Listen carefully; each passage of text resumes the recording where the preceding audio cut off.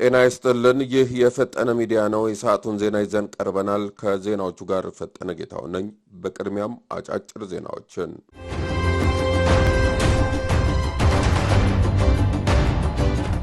በመከላከያ ሰራዊትና በትግራይ ኃይሎች መካከል ግጭት መካሄዱን ዲፕሎማቲክ ምንጮች ተናገሩ። በኢትዮጵያ መንግስትና በትግራይ ኃይሎች መካከል ግጭት መካሄዱን የፈረንሳይ ዜና ወኪል ኤኤፍፒ እና ሮይተርስ የደህንነትና የዲፕሎማቲክ ምንጮችን ጠቅሰው ዘገቡ።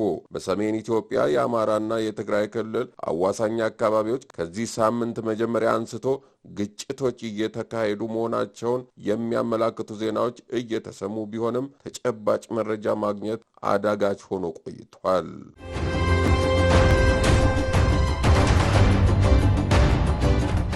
ሁቲዎች በየመን የኢትዮጵያውያን የኦርቶዶክስና የወንጌላውያን ቤተክርስቲያን መዝጋታቸውን ምዕመናን ተናገሩ።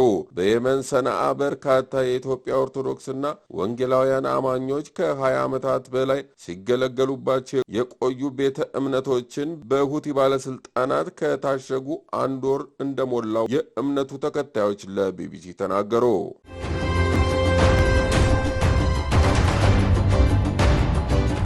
የሱዳን ካርቱም አየር መንገድ ጦርነቱ ከተጀመረ ወዲህ የመጀመሪያ የተባለ በረራ አደረገ። የሀገሪቱ መንግስት የዜና ወኪል እንደዘገበው ዓለም አቀፍ አውሮፕላን ማረፊያ ጦርነቱ ከተቀሰቀሰ በኋላ የመጀመሪያውን የሱዳን አየር መንገድ በረራ በትናንትናው ዕለት በፖርት ሱዳን ተቀብለዋል። ይህም ብሔራዊ አየር መንገድ ግጭቱ ከጀመረ ወዲህ ወደ ዋና ከተማ ያደረገው የመጀመሪያ በረራ ሆኖ ተመዝግቧል።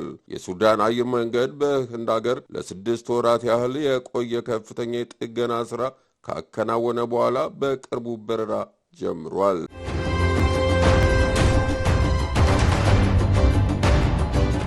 ወደ ዝርዝር መረጃዎች እናመራለን። ከአያቴ የወረስኩት በፍርድ ቤት ለምን ተካፈሉኝ በማለት እናቱንና እህቱን ጨምሮ 5 ቤተሰቦቹን የገደለው ግለሰብ እስራት ተቀጣ። በሸገር ከተማ አስተዳደር ኩራጅዳ ክፍለ ከተማ ኦቢ ወረዳ ነዋሪ የሆነው ማኔ አሰፋ ኡርጌ ባለትዳርና የልጆች አባት ነው። በልጅነቱ የእናቱ አባት የሆኑት አያቱ አቶ አለሙ አረዶ ጋር ማደጉ ተገልጿል። አያቱ በተፈጥሮ ሞት ህይወታቸው ሲያልፍ ንብረቶቻቸውን በሙሉ ወርሶ ማስተዳደር እንደጀመረ የሸገር ከተማ አስተዳደር አቃቢ ጽሕፈት ቤት የተለያዩ ወንጀሎች ዳይሬክተር አቃቢ ካሰች መለሰ ተናግረዋል። በዚህ ጊዜ የማኔ አሰፋ እናቱ ወይዘሮ ቡኬ አለሙ ብቻውን የአባታቸውን ንብረት ልጃቸው ወርሶ እሳቸው ምንም ባለማግኘታቸው ነገሩን ወደ ህግ አምርተው ክስ ይመሰርታሉ። በዚህም የሚያስተዳድረው ንብረት ለእናቱ እንዲያካፍል ውሳኔ እንደተሰጠ ተገልጿል። በዚህ ውሳኔ ከፍተኛ ቂም በመያዝ አንድ ክላሽንኮቭ መሳሪያ በህገወጥ መንገድ ገዝቶ እንዳስቀመጠ ተገልጿል። ሚያዝያ 14 ቀን 2017 ዓ.ም የፋሲካ በዓል ማግስት 7 ቤተሰቦች በእናታቸው ቤት ለበዓል ተሰብስበው ያሉ ምሽት 1 ሰዓት ተኩል ላይ ያልታሰበ ነገር ተከሰተባቸው። ማኔ አሰፋ ይህንን አጋጣሚ እንደ አመቺ ሁኔታ በመጠቀም የገዛውን የጦር መሳሪያ ይዞ ወደ ወላጅ እናቱ ቤት በመሄድ በጨዋታና በደስታ ላይ የነበሩትን 7 ቤተሰቦቹ ላይ የጥይት ተኩስ እንደከፈተባቸው አቃቢ ካሰች መለሰ ገልጸዋል። በዚህም አንደኛ የ60 ዓመት ወላጅ እናቱ ቡኬ አለሙ፣ ሁለተኛ የገዛ እህቱ የሺ አሰፋ፣ ሶስተኛ ወንድሙን ደምሰው አሰፋ፣ አራተኛ ሚጦ አለማየሁ የ8 ወር ልጅ፣ አምስተኛ ብሩክቲ ብሩኩ የ1 ዓመት ከ6 ወር ህፃን በአጠቃላይ የ5 ሰዎች ህይወት በተኮሰው ጥይት ህይወታቸው አልፈዋል። በተጨማሪም ረሺ አሰፋና መገርሳ አለማየሁ የተባሉ የቤተሰብ አባል ከፍተኛ የአካል ጉዳት እንደደረሰባቸው በማስረጃ ተረጋግጧል። የአካባቢው ነዋሪዎች በተደጋጋሚ የተተኮሰውን ጥይት ድምጽ ሰምተው በስፍራ ሲደርሱ የሁለት ህፃናትና የሌሎች 3 ሰዎች አስክሬን እንዲሁም የሁለት ሰዎችን ጉዳት ተመልክተው ወዲያው ለፖሊስ ሪፖርት አድርገዋል። በዚህም ፖሊስ በፍጥነት የተጎዱትን ወደ ሕክምና በመላክ የ5 ሰዎች አስክሬን በማንሳት ለምርመራ ልኳል። የድርጊቱ ፈጻሚ የ43 ዓመቱ ማኔ አሰፋ ድርጊቱን ከፈጸመ በኋላ ወደ አጎራባች ክልል ለማምለስ ሲንቀሳቀስ ፖሊስ ባደረገው ጥብቅ ክትትል በቁጥጥር ስር ውሏል። ፖሊስም የምርመራ መዝገቡን ሲያጣራ ተከሳሹ ድርጊቱን ሙሉ በሙሉ መፈጸሙን ቃሉን የሰጠ ሲሆን የምርመራ መዝገቡን በአስክሬንና በተጎጂው የሕክምና ውጤት ወንጀል በተፈጸመበት መሳሪያና በተጎጂ ሰዎች ቃል ተጠናክሮ ለሸገር ከተማ አቃቢ ሕግ ተልኳል።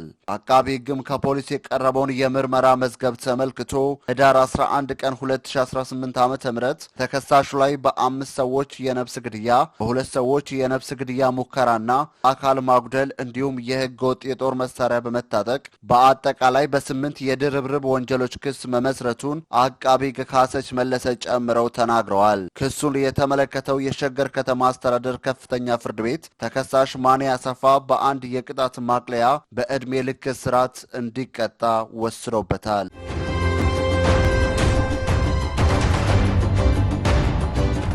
እስራኤል በጋዛ በፈጸመችው ጥቃት 17 ሰዎች መገደላቸው ተሰማ።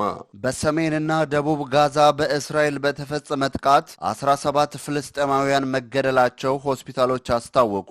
የእስራኤል ጦር ጥቃቱ የተፈጸመው በሰሜናዊ ሰርጥ አሸባሪዎች ተኩስ ከፍተው በቢጫው መስመር ውስጥ በግዳጅ ላይ የነበረውን ወታደር ክፉኛ ካቆሰሉ በኋላ ነው ብለዋል። እስራኤልና ሐማስ የተኩስ አቁም ስምምነት ከተፈራረሙ በኋላ እስራኤል የምትቆጣጠራቸው ስፍራዎች በቢጫ መስመር ተለይተው ተቀምጠዋል። የእስራኤል ጦር አክሎም የተኩስ አቁም ስምምነቱን በግልጽ የጣሰ ላለው ጥቃት የአየር ኃይሉና የምድር የጦሩ አባላት ኢላማውን የለየ ጥቃት መፈጸማቸውን ተናግረዋል። እስራኤልና ሐማስ በጥቅምት ወር የተፈረመውን የሰላም ስምምነት በመጣስ እርስ በርስ ይወነጃጀላሉ።